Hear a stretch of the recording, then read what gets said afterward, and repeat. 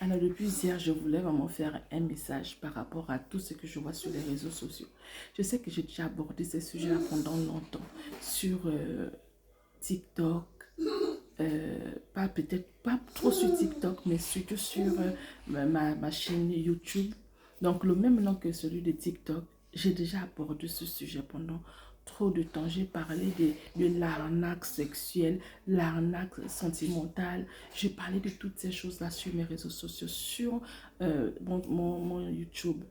Vous pouvez répartir, vous mettez toujours le même nom et vous allez me retrouver là-bas.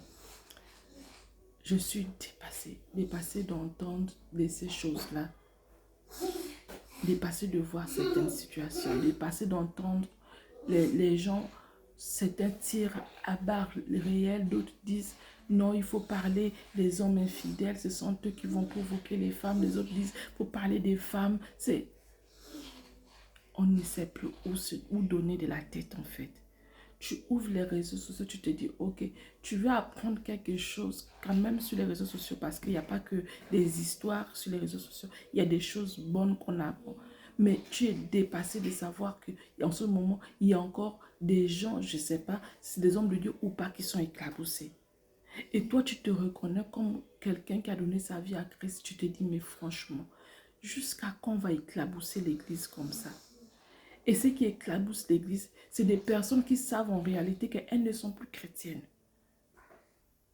Mais elles sont quand même là, en train de brandir ce nom, mais de façade en fait. Ça, c'est énervant, c'est écœurant. Alors, j'aimerais dire quelque chose par rapport à cette situation.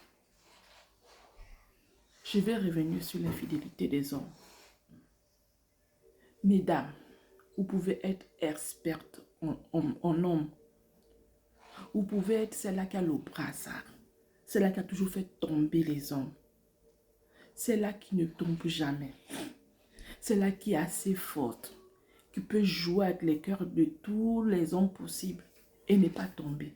Sachez une chose, vous êtes une femme.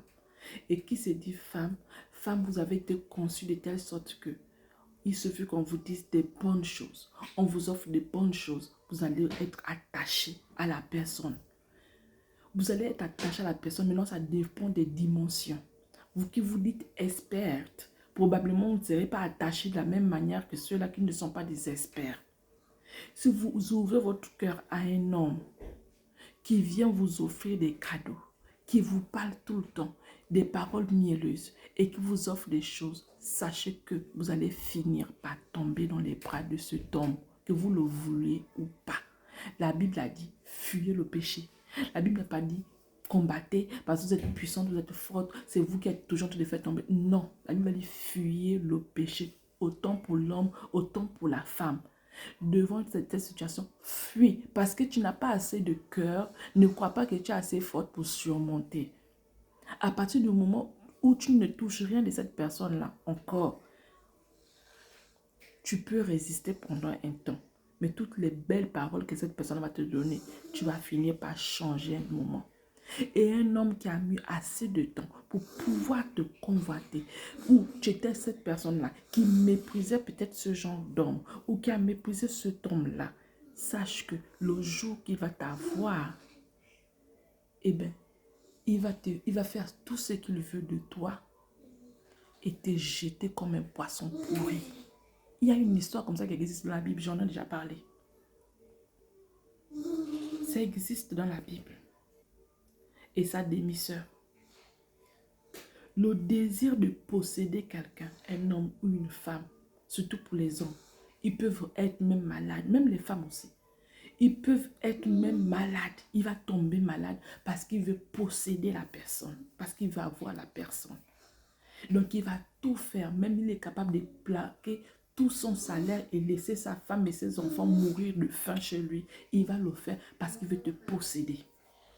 Mais une fois il a fini de te posséder, une fois il a fini de te prendre dans tous les sens et tout ce que tu possèdes là, il aura du dégoût pour toi. Même le premier jour qu'il vient vers toi, parce qu'il a souffert pour t'avoir, quand il t'a déjà là, dès qu'il rentre à la maison, il a le dégoût. Il a le dégoût de ce qu'il vient te faire. Mais il va revenir.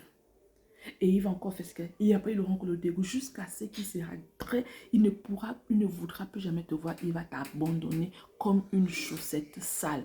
Peut-être que la chaussette sale est même propre. Arrêtez de vous faire berner. Je vais arrêter là pour commencer vraiment entrer dans le vif du sujet où je veux en venir sincèrement.